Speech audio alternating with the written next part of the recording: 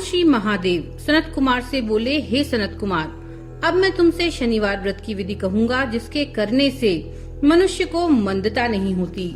श्रावण मास में शनिवार के दिन 3 देवताओं यानी श्री नरसिंह, श्री हनुमान जी, श्री शनिदेव का अर्चन करना चाहिए।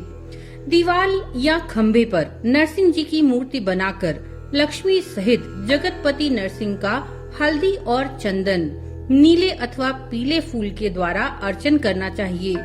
खिचड़ी और हाथी चक्क साड़ के नैवेद्य का भोग लगाना चाहिए। आप भी खिचड़ी आदि का प्रसाद पाकर ब्राह्मण को भोजन करवाकर भगवान नरसिंह को तिलों के तेल या शुद्ध घी में नहलाना चाहिए। शनिवार को सब कामों के लिए तेल को श्रेष्ठ कहा गया है। शनिवार के दिन ब्राह्मण तथा सुहागिनियों को देह में लगाने के लिए तेल देना चाहिए। शनिवार को स्वयं सपरिवार देह में तेल लगाकर स्नानादि से पवित्र होकर उड़द की दाल की चीजों का भोग लगाने के लिए तैयार करनी चाहिए। इससे शनिदेव प्रसन्न होते हैं। इस प्रकार श्रावण मास के 4 शनिवारों को शनिदेव का व्रत करना चाहिए। ऐसा करने से मनुष्य के मकान में लक्ष्मी जी का निवास होता है, धन धान्य की वृद्धि होती है और निसंतान भी पुत्रवान हो जाता है। संसार में हर प्रकार का सुख भोग कर अंत में उसे बैकुंठ की प्राप्ति होती है। भगवान नरसिंह के व्रत और प्रसाद से उसकी दिगंत व्यापिनी सुंदर कीर्ति होती है। हे सनत कुमार, मैंने तुमको भगवान नरसिंह का उत्तम व्रत बतलाया। इसी तरह मनुष्य को शनि का व्रत करना चाहिए। अब मैं तुम्हें शनि के व्रत के संबंध में कथा बतलाऊंगा। सुनो। एक लंगड़े ब्राह्मण या उसके न मिलने पर किसी अन्य ब्राह्मण को तिल का तेल मले और गर्म पानी से स्नान करवा के ऊपर नरसिंह जी के व्रत में बतलाया गया भोजन करवाकर शनि के प्रीत्यर्थ तेल, लोहा, तिल, उड़द और कंबल उसे दान करना चाहिए। इससे शनिदेव प्रसन्न होंगे। मन में ऐसा विचार करना चाहिए। शनिदेव को तिलों के तेल से नहलाना चाहिए। शनिदेव की पूजा के लिए तिल, उड़द और चावल उत्तम माने गए हैं। हे सौम्य, अब मैं शनिदेव के ध्यान के संबंध में बतलाऊंगा। आप सावधान होकर सुने।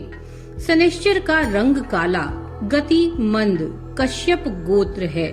शनि का जन्म सौराष्ट्र देश में हुआ है। सूर्य नारायण पुत्र वरदाता हैं। इंद्र नील मणितुल्य कांतिमान हैं। वाण, धनुष और त्रिशूलधारी हैं। गिद्ध उनकी सवारी है। यम अधिदेवता हैं। कस्तूरी, अगर, चंदन और गुग्गुल और नैवेद्य में उड़द की खिचड़ी प्रिय है। शनि के अर्चन में लोहे की प्रतिमा बनानी चाहिए। दान देने के लिए काले रंग का ब्राह्मण उत्तम है। उसे 2 काले कपड़े तथा काले रंग की गाय बछड़े सहित दान में देनी चाहिए और प्रार्थना व स्तुति करनी चाहिए। आगे ध्यान पूर्वक सुनो। राजा नल का राज्य जब चला गया तो राजा नल ने शनिदेव की आराधना की थी। शनिदेव ने प्रसन्न होकर उन्हें दोबारा राज्य प्रदान किया। मनुष्य को चाहिए कि वह इस प्रकार शनिदेव की आराधना करे और कहे कि हे शनिदेव, मेरे ऊपर प्रसन्न हो। नीलांजन के तुल्य कीर्तिमान, अतिमंद, भ्रामी, छाया नामक स्त्री से सूर्य द्वारा उत्पन्न शनिश्चर को मैं नमस्कार करता हूँ। मंडल कोण स्थित पिंगल नामक शनिदेव को मैं नमस्कार करता हूँ। देवेश, मुझ अतिदीन पर कृपा करो। इस प्रकार स्तुति द्वारा बारंबार प्रणाम करना चाहिए। शनिदेव के अर्चन में शन्नो देवी इस मंत्र का स्मरण करें। 3 वर्णों के लिए वैदिक मंत्र तथा शूद्र के लिए नाम मंत्र कहा गया है। जो प्राणी सावधान मन से विधि द्वारा शनिदेव का अर्चन करता है, उसे स्वप्न में भी किसी प्रकार का भय नहीं सताता।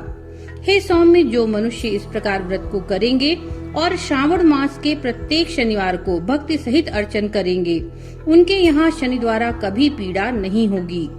शनि जन्म राशि से पहले, दूसरे, चौथे, 5वें, 7वें, 8वें, 9वें और 12वें स्थान में हो तो सदा पीड़ा पहुँचाते हैं। उनकी शांति के लिए मनुष्य को श्यामाग्नि इस मंत्र का जाप करना चाहिए और शनि की प्रसन्नता के लिए इंद्र नील मणि को दान करना चाहिए। हे विप्र, अब मैं तुमको श्री हनुमान जी को प्रसन्न करने की उत्तम विधि बतलाऊंगा। श्रावण मास में शनि के दिन श्री हनुमान जी के प्रीत्यर्थ अभिषेक तिलों के तेल द्वारा रुद्र मंत्रों से करना चाहिए। तेल मिश्रित सिंदूर को उनकी देह में लगाना चाहिए। जपा, अर्क और मंदार माला से अर्चन करके नैवेद्य के लिए उड़द के बड़े और अन्य उपचारों द्वारा यथाशक्ति और श्रद्धा के द्वारा पूजन करना चाहिए।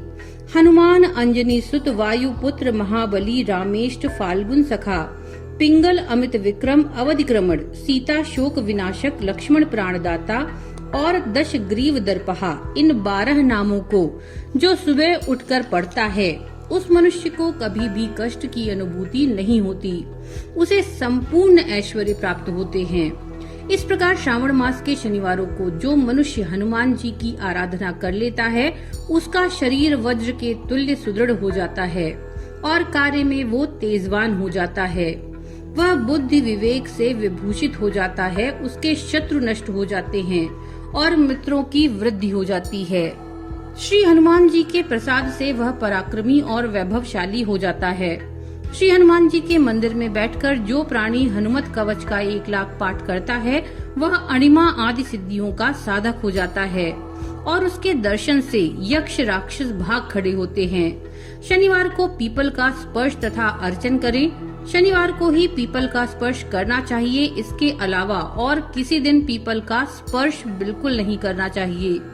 शनिवार को पीपल का स्पर्श करने से सब रिद्धियां बढ़ती हैं। वैसे तो पीपल का अर्चन 7 दिन करना चाहिए, परंतु श्रावण मास में अत्यधिक करना चाहिए।